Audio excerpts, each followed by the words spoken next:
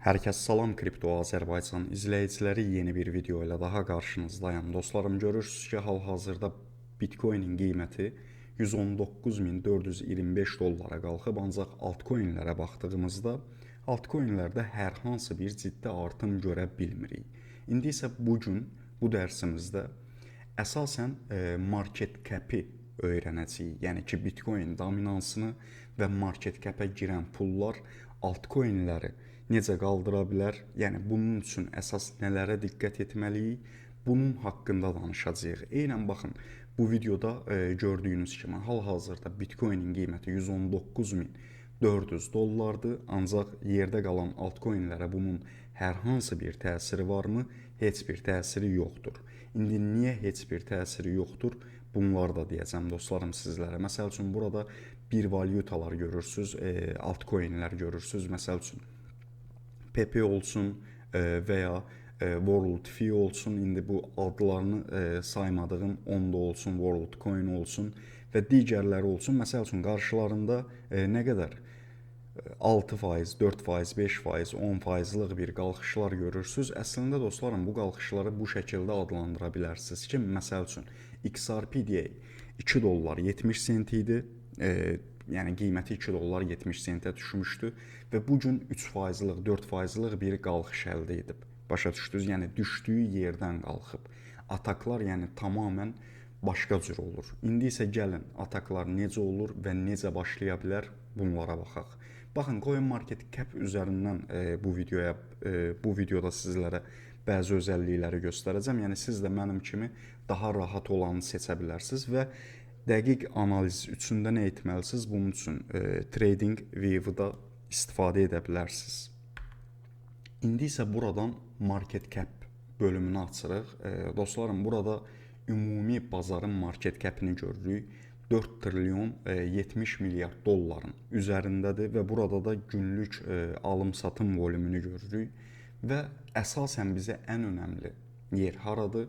Bitcoin dominans yazılan bölümdür. Burada ümumi market cap'i hesablayırıq. Baxın, 4 trilyon 70 milyard dollar pulun faiz dərəcəsi nələrə bölünüb? 58.4%-lıq, yəni 59% də deyə bilərik. Bazarda baxın, 4 trilyon dollar olunan yerdəki pulun 59%-i Bitcoin-dədir. 13%-i Ethereum-dadır və 28.7%-lığı isə digər altcoin'lərdədir. Yəni bir Bitcoin bazarda hal-hazırda 4 trilyon 70 milyard dolların 59%-i hardadır? Bitcoin'in market cap'indədir. Buna da bu şəkildə baxa bilərik. Məsəl üçün açarıq buradan Bitcoin'in ümumi market cap'inə baxarıq və burada görərik ki 2 trilyon 370 milyard dollar Bitcoin'in ümumi market cap'indədir. İndi bizə əsasən buradan nə lazımdır? Təkrardan market cap'ə daxil oluruq və Bitcoin dominansına yenə baxırıq. İndi burada TradingView açaq. Baxın dostlarım, burada dominans yüksəldikcə Bitcoin'ə yüklü miqdarda pulların axın etdiyini görürük. Altcoin'lərin əgər qalxmasını istəyiriksə, buradakı market cap, yəni bu dominans düşməlidir və düşəndən sonra buradakı belə deyim, Bitcoin'dən çıxan pullar hara gedir? Avtomatiki altcoin'lərə daxil olur. Yəni bugün Bitcoin'in dominansının yüksəlməsi əlbəttə ki bizə sərf edirmi? Sərf etmir. Ona görə Bitcoin'in dominansı düşməlidir və düşdükcə də altcoin'lərə pul daxil olmalıdır və bir sözlə altcoin'in rallisi də baxın bu şəkildə başlamalıdır. Əslində bunun analizi olduqca çox sadədir. Qısaca bunu sizə bir sözlə belə ifadə edim. Yəni Bitcoin'in dominansı yüksəldikdə altcoin'in qiyməti düşür, Bitcoin'in dominansı düşdükdə altcoin'in qiyməti yüksəlir. Yəni ki bura baxdığımızda da, ekrana baxdığımızda da artıq bazarın ümumi market cap'ini analiz etdiyimizdə də nə görürük? Ən böyük hal-hazırda trilyonlarla dollar Bitcoin'in market cap'indədir. Yəni hakimiyyət hal-hazırda Bitcoin'in əlindədir. Və bizə isə nə lazımdır? Yəni ki Bitcoin'in dominansı ortalama 40'lara gəlsin və Bitcoin'in dominansı düşdükcə də burada baxın Other bölümü var. Bu əsasən ən belə deyim, bizə lazım olan bölüm buradır. Bitcoinin dominansı 19-20%lıq bir düşüş yaşayıb buradakı, baxın, altcoin'ə daxil olarsa, altcoin'lərdə ciddi şəkildə pullar daxil olar və altcoin sezonu, belə deyim, altcoin rallisi, altcoin'lərin yüksəlişi bir sözlə başlayar. Başa düşdünüz? Yəni burada baxın, ilk öncə nəyə başa düşdük? Bitcoinin dominansı yüksək olduqda altcoin'lərin qiyməti düşür. Bitcoinin dominansının faiz dərəcəsi aşağı olduqda altcoin'lərin qiymətləri qalxmağa başlayır. Yəni ki, bunu bu şəkildə düşünün dostlarım. Pul Bitcoin'dən çıxır və altcoin'lərə daxil olur. Altcoin'lər güc toplamağa başlayır. Yəni ki, qısaca hər zaman bazarı özünüz də bu şəkildə analiz edə bilərsiniz.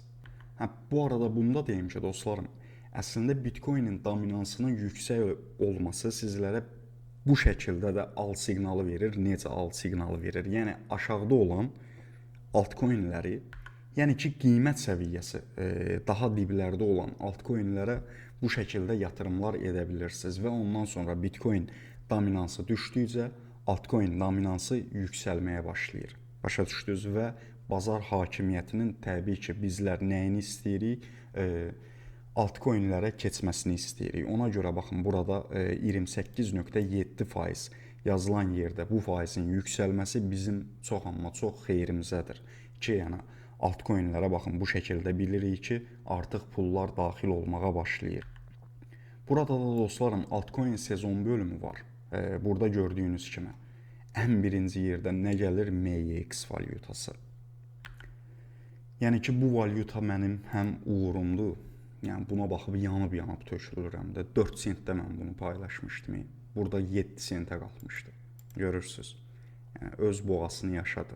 4 sentdən nə qədər? 19 dollara qədər yüksəldi və hal-hazırda 16 dollar 25 sentdir.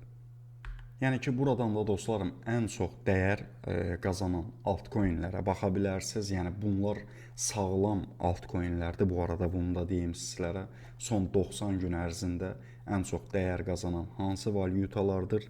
Baxın, bu şəkildə bir-bir baxa bilərsiniz və öz araşdırmalarınızı bu yöndə apara bilərsiniz ki, məsəl üçün dominans üzərindən ən çox məsələn hansı valyutalar 90 gün ərzində daha çox dəyərlənib və ya hansı altcoin'lər daha çox dəyər itirib.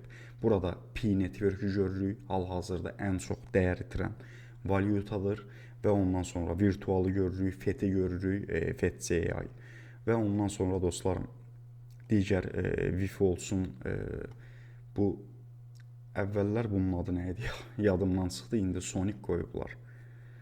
Sonra bu fili də yaman günə, Filecoin-i də yaman günə saldılar. Daha sözün açığı bundan çox da artıq mənim özümdə bir şey gözləmirəm. Bu şəkildə dostlarım, Bitcoin dominans, baxın, bu şəkildə ilərləyir, bu şəkildə işləyir. Başa düşdünüz. Yəqin ki, bu video sizlərə, necə deyim, lazımı məlumatı çatdıra bildi. Videonu bəyənərək siz də Kripto Azərbaycan kanalına dəstək ola bilərsiniz dostlarım və kanala abunə deyilsinizsə kanala abunə olmağı da unutmayın. Sağ olun, hələ.